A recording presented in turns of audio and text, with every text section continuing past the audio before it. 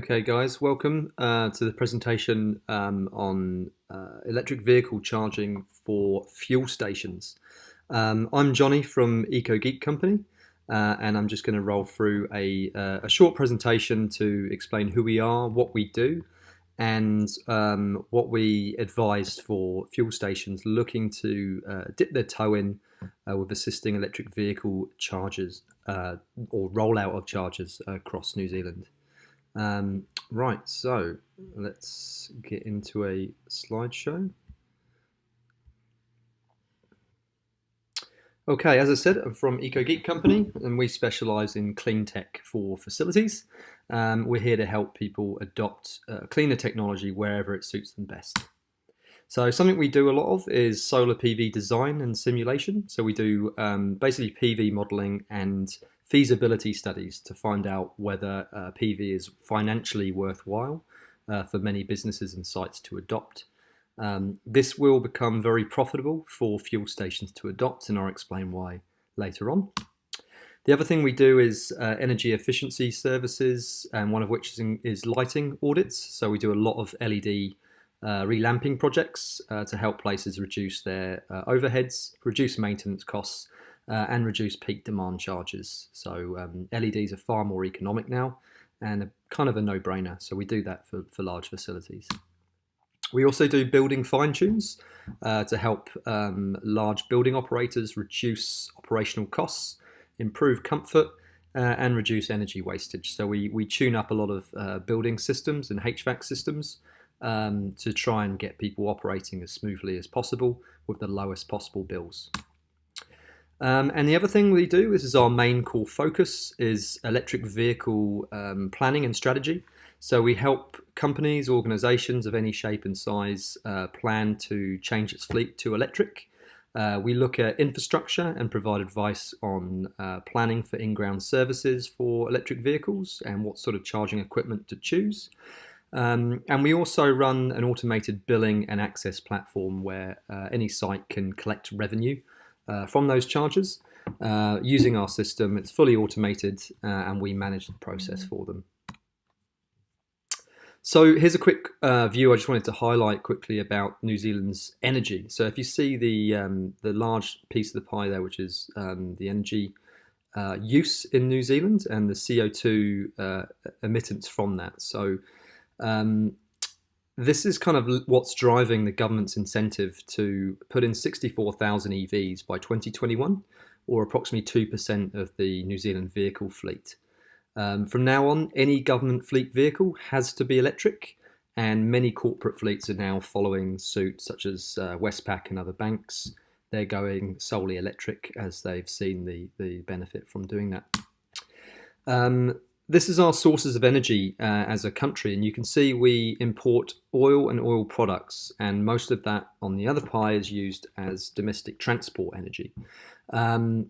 This basically says that we approximately import somewhere between $7 and $9 billion annually of fuel that is used on our roads, and we believe that is money that could stay in the economy, as we can slowly take some of that fuel and convert it to electric as the main fuel type for, particularly for light consumer vehicles, which make up the most of the fleet in New Zealand. So we hope to start keeping that money in New Zealand by supporting the uptake of electric vehicles. So here's a current slide just showing the uptake curve of electric vehicles. Initially, it took 3 years in New Zealand to sell the first 1,000. Now we do that inside 2 months, and it's rapidly increasing year on year. So EVs are becoming a real force in this country, and many people are holding off buying a car because they want to get an EV. Globally, it took 5 years to sell the first 1 million EVs. In 2018, it took just 6 months. So we're at a rapid acceleration now. Every vehicle, or nearly every vehicle manufacturer, is doing an electric version of their range. It's basically a global movement now. It's becoming big business, and every major vehicle manufacturer is designing EVs and changing their production line. So, what are EVs and how do they work? So, this is a little guide on the basics of EV charging and vehicle types and types of charging. So, I hope it's useful. This slide is basically a slide to show you the difference between the vehicles out there. The one on the far left is a standard internal combustion engine, or what's also known as ICE. So, you've got petrol being converted to motion. The other one is a non-plug-in hybrid. That is basically where an engine is used to also generate electricity to charge a battery, which the vehicle can use around cities. So it's a good idea, but it's still all powered from petrol. Then there's a parallel. So basically a parallel is where the vehicle can have an electric motor to drive it and a petrol engine, but it can also plug into the mains and take use of renewable electricity to run it. So getting better and slowly having less dependency on the petrol side. Then there's a series as well, which is basically where you've got an engine that predominantly is used to charge the batteries and then drives the car forward. So it's basically a range extender. You've got a battery electric car with an engine to top up the power when needed. And then at the far right, you've got what's called a battery electric vehicle, a full battery electric vehicle, which is you charge it from the mains and it's uses that energy for motion. Traction battery, they're called. How does it work? Well, in the base of the car, you've got a big traction battery. And on top, you've got of the motor there, you've got a series of converters, and one of them is to pay attention to is called the onboard charger. So you can probably see that on that vehicle. Now, what that does is take AC power from the mains and converts it to DC power for the battery. So when you plug the car into mains, that little box there is the thing that dictates how fast the car can charge when you're plugged into the AC side of the vehicle. So over here you see this little orange one, that is the AC port on the vehicle, and this other one is the DC port. Now the DC port doesn't use this box, it goes around it. It basically puts power from a DC charger or fast charger straight into the battery pack, so you can charge an EV really fast. But the most common way to charge an EV, because there's not a huge amount of DC chargers out there and they're very expensive, is to plug it into the mains and slow charge the battery using this onboard box here and this port here. So there's different modes of charging. So there's mode 1 and 2, which is basically a plug-in in-cord charger. So basically it's a little box with a cable. You can plug it into your mains and it will just trickle charge the main battery. Or it can plug into a caravan socket if you've got a caravan end there. They generally go up to 16 amps. Then there's mode 3, which is what we do a lot of. This is called what we call destination charging. It is a faster AC charge. So these can deliver, on average domestically, they will deliver around 7 kilowatts per hour into a car. On 3-phase power, they'll deliver 22 kilowatts into a car. And that has these two types of connectors that generally works with it. And this one here is called a Type 2, and that's becoming the global standard for AC electric vehicle charge points. And then mode 4, this is called rapid DC charging. So these are fast chargers, which basically go directly to the battery. So DC power. And these have two types of connectors, which are tethered. This one here is called a CHAdeMO. And this one here is called a CCS, or a combined socket. So here's your AC side of the socket, and these two pins are your DC. So these can charge anywhere from 25 kilowatt up to 120 kilowatt into a car. So they're very fast, depending on how powerful the charger is that's taking the AC power and converting it to DC in this box. So they tend to be quite a bit more expensive. These are about $600. These can be somewhere between $2,000 and $5,000, and these can be somewhere between $20,000 and $150,000, depending on size.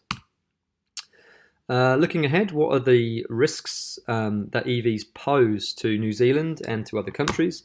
Well, one is too many EVs charging on a site could cause a fuse trip. So if you've got a house charging an EV, for example, and the oven goes on and the electric heating goes on, the EV might tip it over the edge in terms of the available power to that building. So what will happen is one of these breakers would trip and the lights might go out, or the EV might stop charging, or the oven might go out. Or even worse, it could go up the street in terms of the power pole fuse. We don't want that to happen, and we've one of the few companies that have seen that and are actively offering a solution to get around that, to make sure it doesn't happen in the future as more and more EVs are adopted. So we use a clever device called a load guard, which we put onto the mains incomer to the building, and basically it instructs our chargers on what speed to charge at. So if the oven goes on, or the heating, or any heavy electrical load in the house, the charger will simply slow down until that other device goes off to make sure the whole building stays operational. It will also detect when solar is putting out more power than the building needs, and what it will do then is activate the charger to direct any spare solar power into the car, so you get the most from your solar install. Too many EVs charging one suburb can basically swamp the low voltage network, so power poles, transformers could blow if there's enough charging, and lines companies might use that as a reason to upgrade all the hardware, and the cost of electricity could increase for everybody. So we don't want that to happen. So we advise doing dynamic load management where possible. What's the future as a future solution? Two-way charging, which is called bidirectional charging, where an electric vehicle not only charges from your house, but it also can power your house. So when there's a peak on the network, there's not enough electricity to go round. It might be a dark winter's day and everyone's got their heating going. The lines company are struggling to pump enough juice for everybody. Houses could essentially opt in to run their house from their car, effectively taking the whole house off the grid until the electricity market or the network is stabilized. So types of rapid charger. Well, this one is a 25 kilowatt rapid charger. It's one of the cheaper ones on the market, and we find it's one of the most accessible units to install and put into many places. It's very scalable because it's only 25 kilowatt. It still charges a car in a pretty good fast speed, but you can deal with charging many cars if you have enough capacity on them and enough of these chargers. Next level up is the ones you've probably seen from ChargeNet. They use these ones called V-Fill units. These are around $50,000 a piece. They require 50 kilowatts per hour. That's what they can put into a car. So they're very, very powerful, very, very expensive. These next level is, we're getting into the realm of ultra charging. This one is a high-speed Delta unit that can actually charge, I believe, up to 3 cars at once. So the whole thing takes a considerable electrical load and can fast charge cars that can take it. There's not many cars that can charge at 150 kilowatt at the moment. We're not sure how scalable these are as well. Then there's this experimental technology, which is being done by BMW and Porsche. It's called ultra charging, and these are 350 kilowatt chargers. So you probably see, basically this cable has to be liquid cooled because it creates so much heat that goes into the car. There's currently only one car in production that can take this level of power. I think it's a Porsche Taycan. And this big block here is actually what you're seeing is a transformer and batteries, because it sucks so much juice from the grid that basically it requires a huge battery store of energy to rapid charge, because the discharge is too fast for a lot of the grids to cope with. So the cost of this setup could be $1 million plus. So it's not all that practical, but it's experimental. So what sort of issues are you going to see at fuel stations adopting chargers? Well, the key one is capacity, electrical capacity, because basically if you're looking to add electricity as a new transport fuel for these companies to sell, there needs to be a good access to electricity to charge cars in a reasonable amount of time. Now, Often these places will have a electricity cable that comes in from the nearest overhead lines, or it's in the ground, and that will go to a distribution board in the building.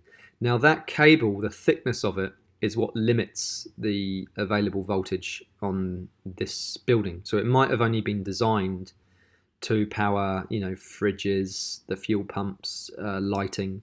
So generally quite a light load. It's never been designed to power high-powered EV chargers. So sometimes what might need when you're looking for a fresh site to install, it's worth a conversation with the lines company to find out what is the nearest transformer that's available, and what's the highest power capacity that the site could be connected to. Because when you're building a fuel station now, it's going to be essential to get the biggest cable you can, or that budget allows, to bring in the maximum amount of electricity to the site, because these sites are going to be over time quite quickly selling more and more electricity as it becomes a more common transport fuel. Here's a project in Australia that was done by a group called ChargeFox, with I think they had about $15 million subsidy from the Australian government to do this. They have problems in Australia because obviously the network spread very thin and far because of huge distances. They've decided, I don't know why, but to install 350 kilowatt rapid chargers, or banks of these very high powered chargers. But to provide enough juice to it, what they've had to do is install a new transformer on site, a big battery bank to act as a buffer between the grid. They've had to install a huge distribution board because they can't get enough power to the area. So what they're having to actually do is install a solar farm. So behind the fuel station there is a ground array of solar panels that will produce a huge amount of energy that will go into the battery bank. The rest of the power will be supplemented from the grid, and the energy will be discharged from the battery bank via the fast chargers into the car. So the idea is you can rapid charge a car and get around the issue of not enough capacity on site. So solar will play an increasing role with fuel stations. So you might start seeing a request to start designing more solar arrays on top of the canopies in other areas, which we can help with as we can simulate that for you. But this is an example of quite an extreme setup. It's only one or two in the world doing this. We think it's kind of a bit overkill. We think there's a far more simpler approach for facilities to start offering charging facilities. Many people will be happy to stop for half hour to 45 minutes to recharge. There's no need to try and follow the principle of a fuel pump where people put fuel in and 5 minutes they're off. We think that kind of need is going to diminish with it only being relevant to certain commercial vehicles that can refuel in areas where there's big transformers already available. So this is approximately how a charger is installed on a site. So you've got your transformer, which might be up the road somewhere. That's providing power to the power poles, and then you've got 3 lines of power that come in. It's called 3-phase. That goes via the site meter into the main distribution board for the fuel station. That will then run all the core circuits in the fuel station. Now this is what we're proposing we add, which is a second distribution board to provide power to the rapid charger. So this is what you'd install inside your building, just off this main circuit board, or it might be outside in a cabinet by itself. And then you'd have basically a big thick cable that provides power to this unit, as well as a communication cable, an Ethernet cable, so we can connect this to our billing platform, i.e. here. So we deal with we advise the 25 kilowatt rapid chargers, because rather than having one fast charger that people queue up at and get frustrated because they can't use it, we advise having something with scalability in mind. So instead of putting in a big 50 kilowatt or a 100 kilowatt, put in a 25 kilowatt or a couple of them, and then add more and put in enough capacity for more. So you You can have a bank of cars charging. The drivers can simply stop for a coffee and enjoy a pie or a sandwich, whilst their car recharges somewhere between, somewhere in around sort of 20 minutes to an hour, depending on how big their battery is and how far they're going. What is the benefits from a service station offering charging facilities? Well, first of all, it's extra revenue. People do pay a high level for that electricity. The charges are done per minute and per kilowatt. So basically, users are charged in general 25 cents per kilowatt and 25 cents per minute. So a typical recharge of a standard Nissan Leaf will be somewhere between $17 and $24 per charge.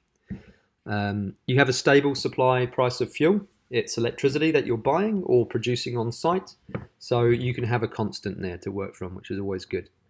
It gives you an increased opportunity to sell more refreshments, as people will take longer breaks and allow their vehicles to charge up. So they're going to want to buy more things on site. So it's likely that you'll start seeing over time many of your fuel stations looking to extend their catering to offer services to many drivers who are stopping for a recharge. And the other thing is that the stations will appear on the charging maps. So instead of people just passing and refueling as you do with a petrol car, EV drivers will be mapping their journey according to where they can actually stop and charge. So by adding a charge point, you'll actually be bringing people to you. You're becoming a destination. So one thing our app does is, whilst people are charging or when they're nearby, they can also see what they can do in the area. So it could be as a local cafe or an attraction, a museum, or or something to do where a site can advertise to the owner, and they can go off and do that whilst their vehicle's recharging. This is basically how our app works. So users find a charger. They then hit scan to start charging. Each charger has a QR code, which is very similar to a Lime scooter. As soon as the app sees the QR code, it will start charging. You can see your active charge depending on what charger it is, so you'll be able to monitor the progress of your charge, extend your parking or extend your charge if you want more remotely from the app, and you can also see other historical charges as well, so you've got a log of what you used and where. The other thing we're doing, which is no other network in the world does, is that we are rolling out a domestic charging network where, through the same app, people will be able to book private driveways with chargers or power points and pay for those as well.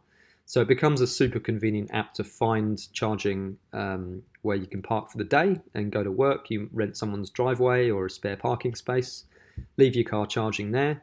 But you can use the same app to pay for rapid charging at a fuel station or a public charger when you're doing your shopping in town. So the idea is to make it super easy and remove the hassle of the transactions by having it all managed through the app and through the users. And sites that use this system will be able to take payments or be paid for the energy they've given and the parking they've given, either daily, weekly, or monthly. So that can is all done by our billing engine. So yeah, we're Eco Geek. You can contact us here. We can help with any advice around energy efficiency, solar design, renewables, energy storage, and electric vehicle charging infrastructure and billing systems. So yeah, happy to help, and feel free to give me a call anytime if you have any questions, because basically you guys are the frontier of what will be quite a fast change coming.